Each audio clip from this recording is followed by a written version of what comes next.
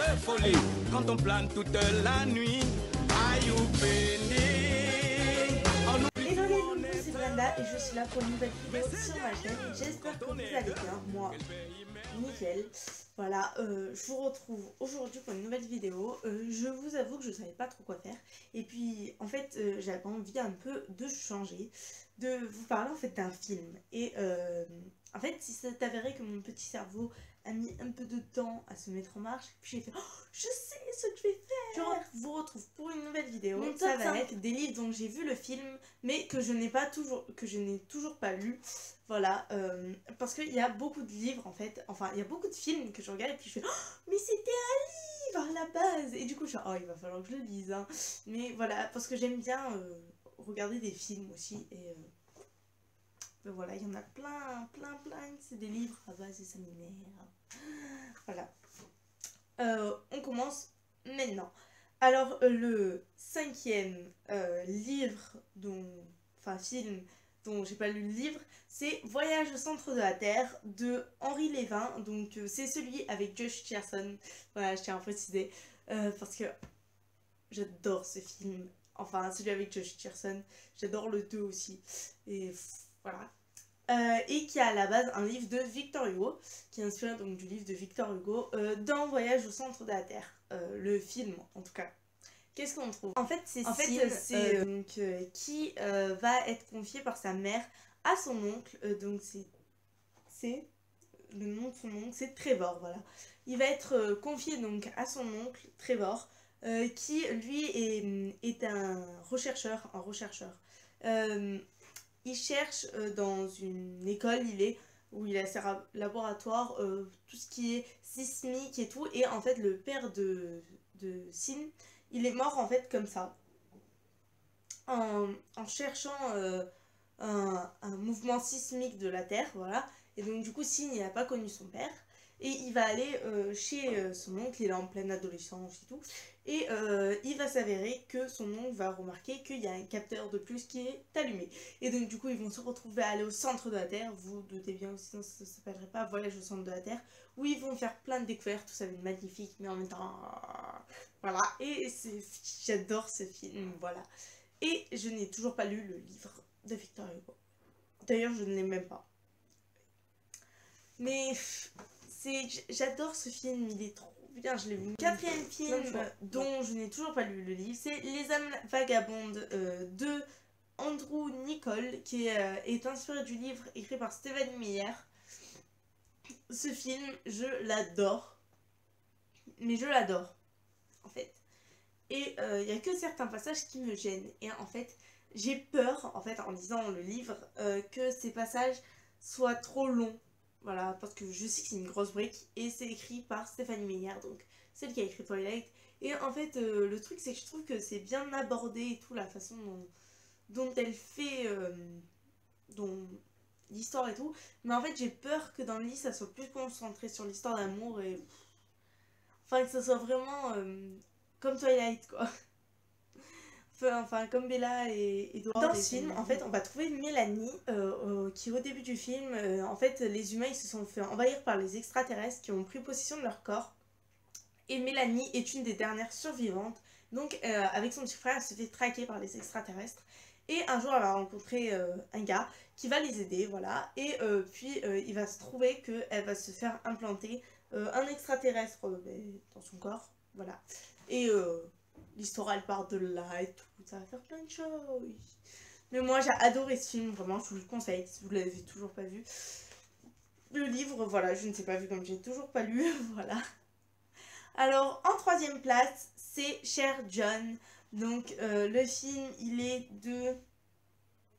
Il est écrit quoi? De Lasse Hallström. Et le livre c'est de Nicholas Sparks.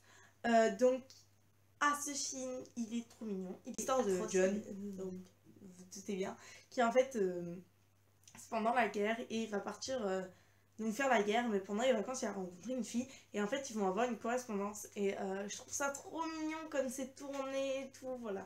Mais il fait trop de peine ce film. Voilà. Il fait trop de peine ce film.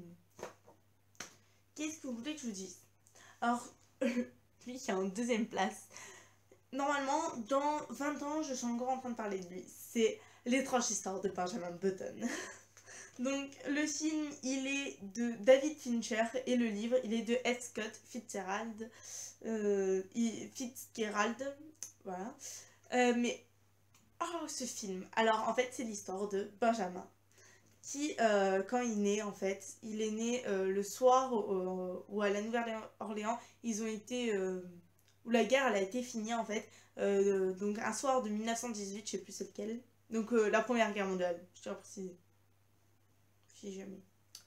Donc, quand la Première Guerre est finie, et ben, en 1918, lorsque, ben, je crois que c'est les soldats y rentrent et tout, et lui, il naît ce soir-là, et en fait, sa mère, elle meurt en accouchant de lui, et son père, quand il le voit, et ben, il va l'abandonner au pied d'une maison.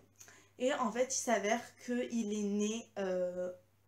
né avec une peau de quelqu'un qui a 80 ans, avec les os de quelqu'un qui a 80 ans. Le pauvre, il me fait trop de peine, c'est atroce. Mais voilà.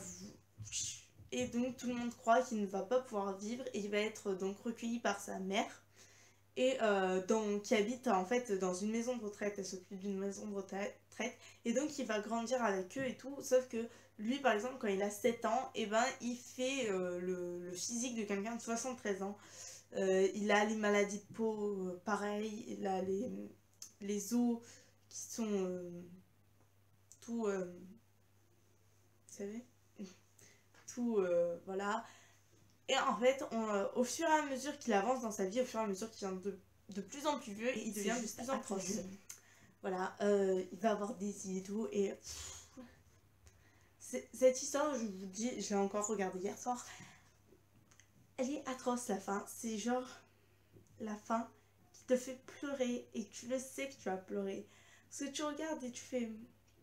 Et tu le sais, parce qu'au début du film, tu sais comment ça va se finir.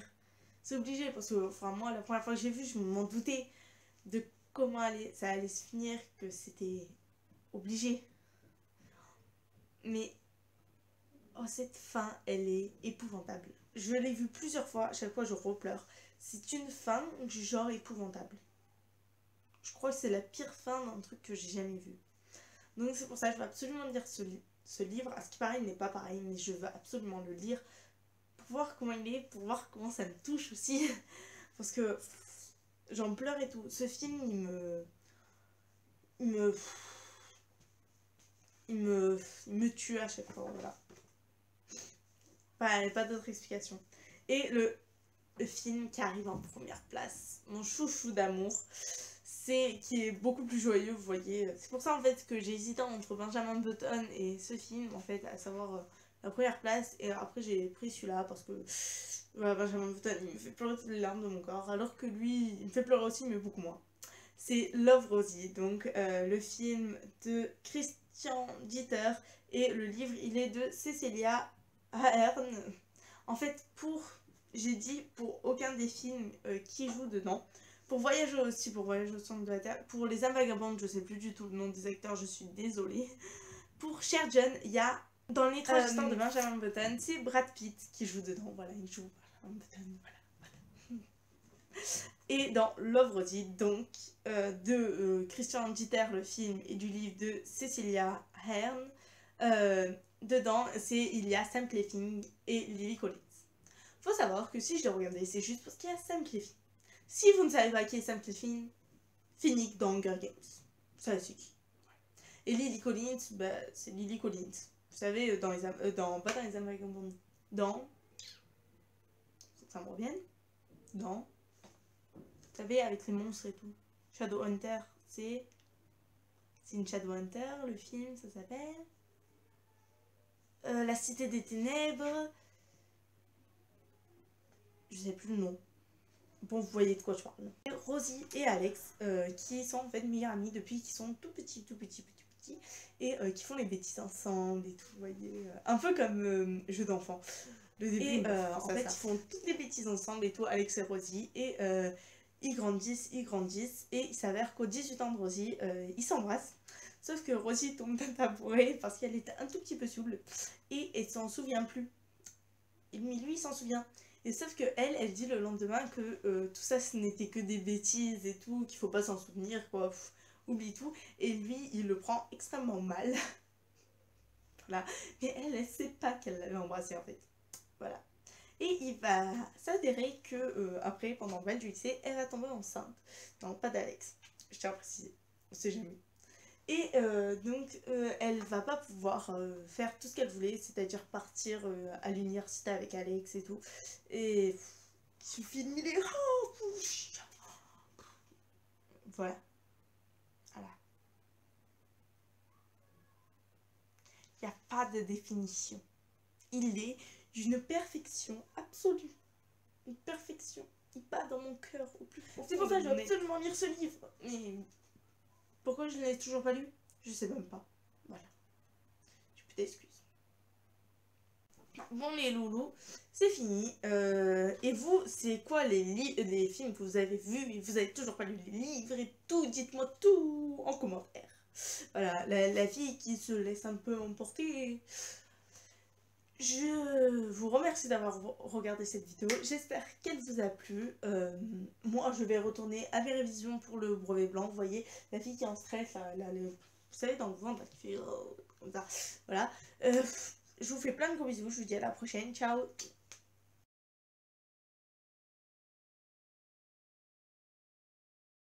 J'en peux plus de moi.